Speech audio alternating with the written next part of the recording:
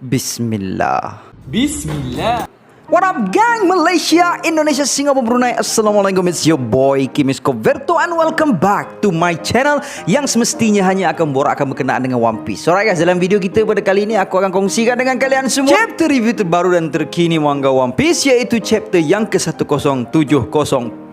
Terlalu padat informasi yang Oda berikan kepada kita dalam chapter pada kali ini. Maklumat pasal Seraphim, lepas tu informasi tentang Devil Fruit lah, dan sambungan pertarungan Luffy dan Lucci lah. Memang sangat menarik lah, senang kata. Tapi sebelum tu, macam biasalah, jom kita recap sikit what happened in the last chapter. Dalam chapter yang ke-1069 yang bertajuk All Things Are Brought Into This World With Hope yang lepas, CP0 dan juga grup Luffy telah pun bertembung antara satu sama lain, manakala Akainu yang berada di headquarter Marine telah pun mengetahui perkara tersebut dan mengarahkan CP0 untuk tidak menyerang Luffy sehinggalah pihak Marine sampai di sana. Lucci kemudiannya telah pun mendedahkan form awakeningnya kepada kita semua. Vegapunk pula telah pun tiba ke Lab of Face untuk menyertai kumpulan Sanji. Semasa mereka menyaksikan perlawanan antara Luffy yang menentang Lucci, Vegapunk telah pun mendedahkan kebenaran sebenar buah iblis secara amnya dan menghuraikan tentang buah iblis Hito Nomi model Nika milik Luffy secara khususnya. Sentomaru telah pun tiba untuk memberi arahan kepada Seraphim untuk menentang CP0, menyebabkan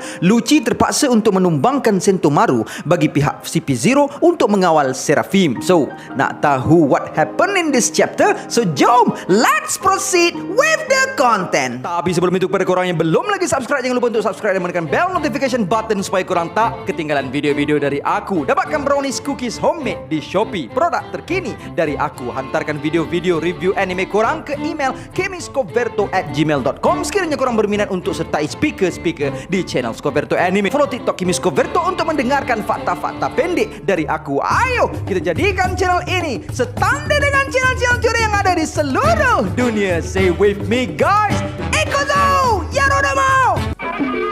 Kisah seorang anak yang duka nustapa karena ibunya patuh.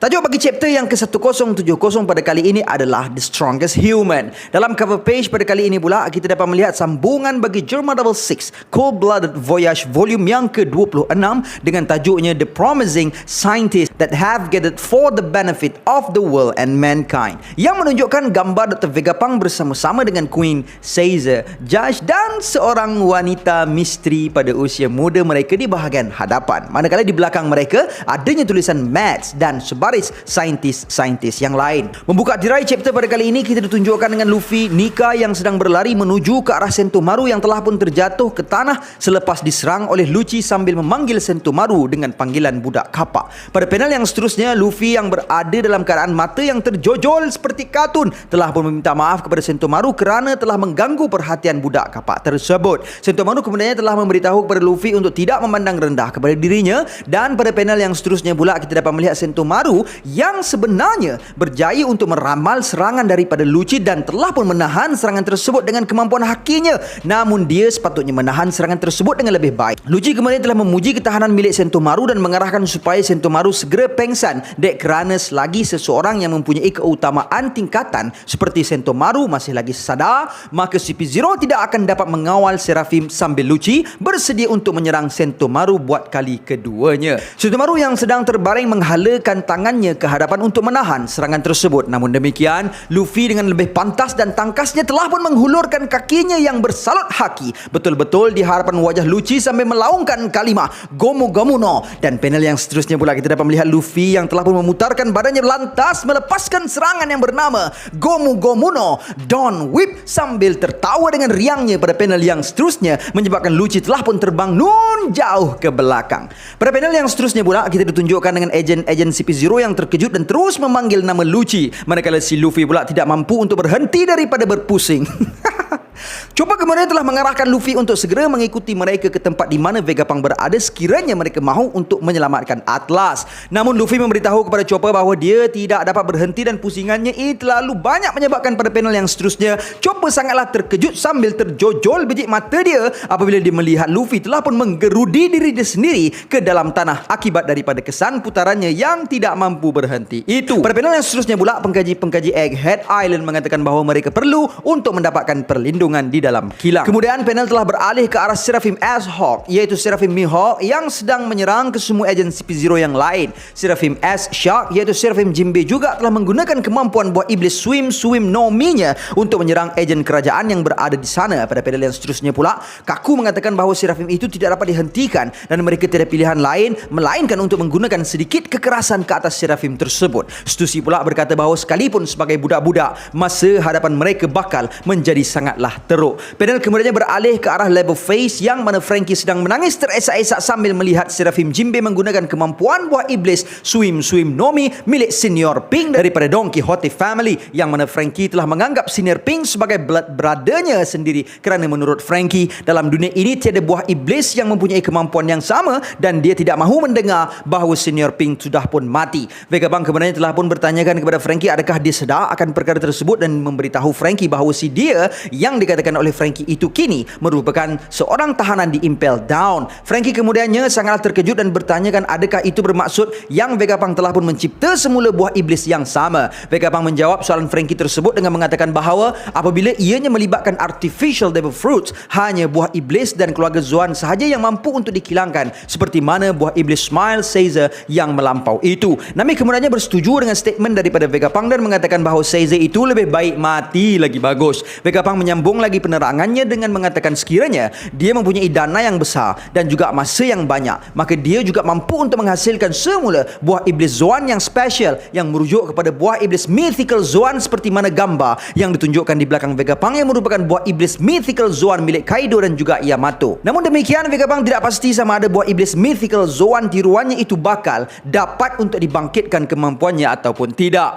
Pada panel yang seterusnya pula, sambil menunjukkan wajah Frankie yang terkejut, Vegapunk mengatakan bahawa bagi buah iblis dalam keluarga Logia pula, dia telah pun mencuba segala yang dia mampu untuk menghasilkannya, namun ianya sangatlah sukar untuk dilakukan. Pada panel yang seterusnya pula, Vegapunk menambahkan lagi bahawa akan tetapi untuk kes Paramecia pula, Vegapunk mendapati bahawa sekiranya dia mampu untuk mendapatkan lineage factor penggunanya, maka kamu akan dapat menghasilkan satu jenis darah yang istimewa dan mengendalikannya yang akan membantu untuk mendapatkan kemampuan buah iblis pengguna tersebut, sambil menunjukkan ke arah skrin dan mengatakan bahawa itu adalah darah yang sedang mengalir dalam badan mereka. Pada panel yang seterusnya kita ditunjukkan dengan cecair yang terdapat pada lengan Seraphim Hancock yang menurut Vegapunk darah itu dipanggil olehnya sebagai darah hijau. Pada panel yang seterusnya kita dapat melihat wajah Frankie yang terkejut beruk sambil berkata, engkau cipta darah tersebut. Kemudian pada panel yang seterusnya kita dapat melihat Seraphim Hancock yang sedang membuat simbol love dengan tangannya sambil melafazkan melo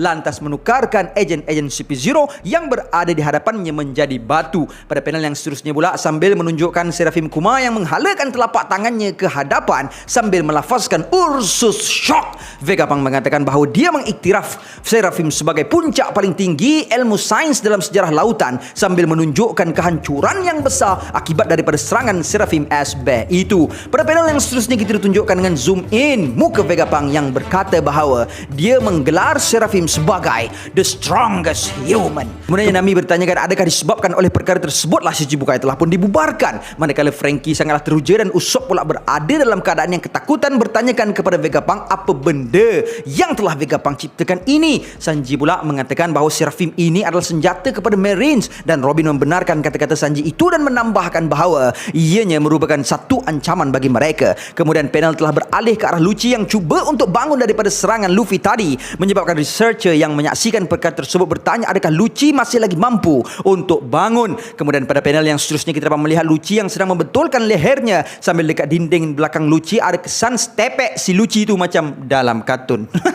Dia kemudiannya telah tersenyum melihatkan Sentomaru yang sedang cedera parah dengan lafaz Soru. Dia telah pun meluru ke arah Sentomaru dengan pantasnya, namun tiba-tiba satu kepala besar selayaknya kepala gergasi milik Luffy yang sedang mengangakan mulutnya telah pun muncul dari bawah tanah betul-betul di hadapan Lucci. Lucci sangatlah terkejut menyaksikan perkara tersebut. Luffy dengan pantasnya telah pun menutup mulutnya itu untuk menelan Lucci, akan tetapi Lucci berjaya untuk melarikan diri dengan gerakan skywalknya. Luffy yang mempunyai batu dan tanah yang banyak dalam mulutnya itu telah merenung ke arah Lucci dan meludahkan batu-batu tersebut secara secara bertubi-tubi kepada Lucci yang sedang terapung di udara. Lucci telah menyalut tangannya dengan busa Shokohaki untuk menumbuk batu-batu tersebut. Pada panel yang seterusnya pula, Luffy telah pun menyandarkan badannya ke arah satu terowong yang terdapat di sana, lalu meregangkan terowong tersebut menjadi seperti tali pada gelanggang WWE yang sering digunakan untuk melancarkan serangan kepada lawannya. Pada panel yang seterusnya pula, kita dapat lihat Luffy yang bersedia untuk melancarkan dirinya dengan mengungkapkan Gomu Gomu no. Kemudian pada panel yang seterusnya, Luffy telah pun mengambil sebahagian daripada resin getah yang terdapat pada rambut padanya dan menukarkan ia menjadi sebuah goggle yang berkilauan, lalu memakainya seraya melepaskan diri dari terowong yang telah diregangkan tersebut dan meluncur laju ke arah Lucci,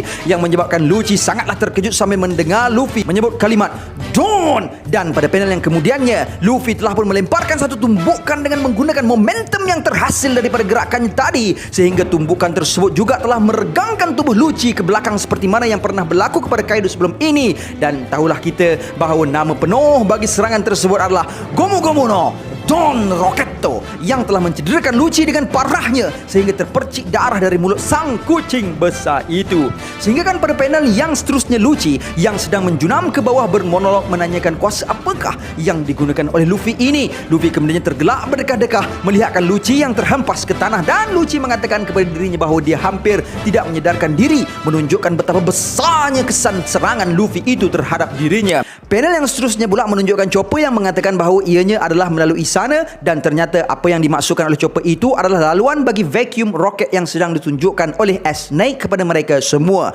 Jinbe kemudian telah mengucapkan terima kasih kepada Seraphim Hancock itu dan mengatakan bahawa Seraphim itu jauh lebih baik daripada Hancock yang sebenar, menyebabkan Snake menjadi tersipu-sipu malu selayaknya sifat yang dimiliki oleh buah Hancock. Chopper pula sedang mengarahkan Luffy supaya cepat, memandangkan hanya tinggal seminit sahaja lagi sebelum vacuum rocket itu berlepas. Pada panel yang seterusnya, operator vacuum rocket itu mengarahkan supaya mereka tidak menaiki roket tersebut pada minit-minit akhir. Sentomaru kemudian telah memanggil Luffy dan mengamanahkan kepada Luffy untuk menjaga Dr. Vegapunk. Luffy kemudian telah menerima amanah tersebut dan berjanji akan membawa Vegapunk keluar daripada Egghead Island. Panel yang seterusnya pula menunjukkan terowong roket tersebut sambil operator membuat pengumuman bahawa sekarang adalah masa untuk berlepas. Pada panel yang seterusnya pula, kita dapat tengok betapa lajunya pergerakan vacuum roket tersebut sehingga kan wajah getah Luffy menjadi penyek ke belakang sampai si Bonnie pun terkejut bila tengok muka Luffy dan bertanyakan siapa pula ni. Chopper berkata bahawa roket tersebut sangatlah laju. Bonnie yang baru tersedar pula bertanyakan di manakah mereka sekarang dan di manakah Vegapunk. Luffy memberitahu pada Bonnie bahawa mereka sedang berada di dalam vacuum rocket, dan Jinbe menambahkan lagi bahawa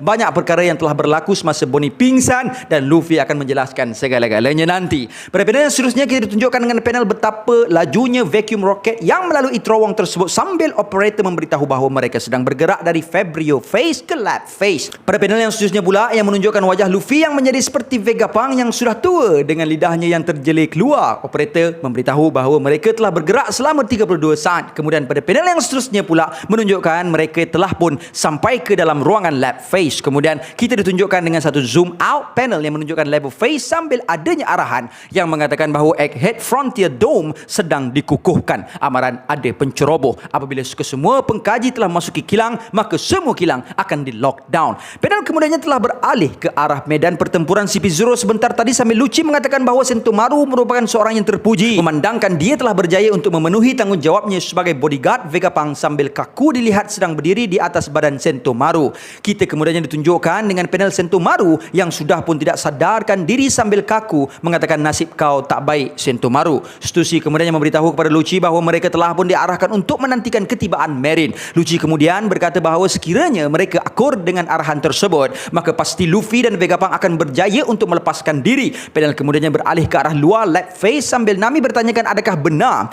dia menjadi sasaran bagi the world government. Bukankah dia merupakan manusia paling bijak yang pernah hidup? Bukankah kehilangan dirinya bakal menjadi satu kerugian besar bagi kerajaan? Vegapunk kemudiannya bertanyakan semula kepada mereka, habis tu korang fikir yang orang paling bijak macam aku ni akan dijadikan tebusan untuk berhadapan dengan korang ke? Aku tak ada pun niat nak jadi macam tu, kata Vegapunk. Nami kemudiannya membenarkan kata-kata Vegapunk itu dan mengatakan bahawa Vegapunk bakal menjadi beban untuk mereka dan mengarahkan untuk menghapuskan Vegapunk dengan muka yang selamba dan kerasnya. Usopp sangat terkejut melihatkan reaksi Nami itu dan memberitahu Nami untuk tidak senang-senang mengatakan hal seperti itu. Vegapunk menambahkan lagi bahawa kemunculan seorang Yonko pada masa seperti ini di pulau ini dianggap sebagai sebuah tak hadir oleh Vegapunk. Nami sangat terkejut mendengarkan kenyataan Vegapunk itu dan menganggap bahawa Vegapunk bakal menjadi sebuah beban yang besar bagi mereka. Usopp dan Franky pula sangat teruja dan mengalu-alukan kedatangan Vegapunk ke atas kapal mereka. Franky juga meminta agar Vegapunk melihat General Franky dan juga Sunny sepanjang berada di atas kapal mereka nanti. Sekiranya ada sebarang penambahbaikan yang boleh dilakukan. Sanji pula mengatakan kepada Vegapunk kalau benarlah apa yang dikatakan, maka buang gari yang berada di kaki mereka sekarang juga. Robin pula hanya tersenyum mendengarkan kata-kata Vegapunk itu. Panel kemudiannya beralih ke arah Luffy, Bonnie, Chopper, Jinbei dan Atlas, yang mana Luffy sangatlah teruja melihatkan lab face manakala pengkaji yang berada di sana sedang cuba untuk merawat Atlas dan Jinbei menyerahkan Atlas kepada mereka.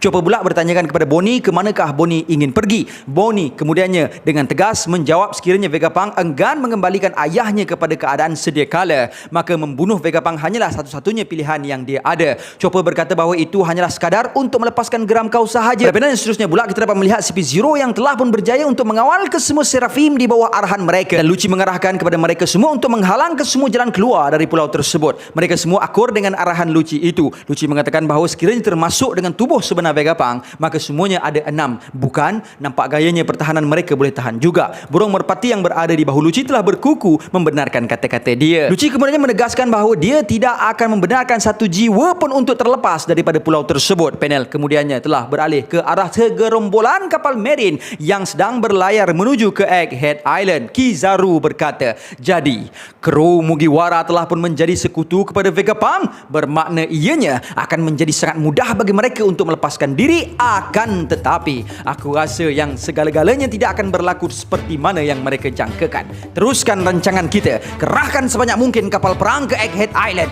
dan chapter pun tamat. So guys, that's all I have untuk perkongsian pada kali ini. Gila tak gila kan chapter ni guys. So please drop your comment down below tentang chapter ini, dan insyaAllah pada masa akan datang aku akan baca komen-komen korang. Dan insyaAllah see you guys in the next video, and until then my gang, there is no God except Allah. Assalamualaikum warahmatullahi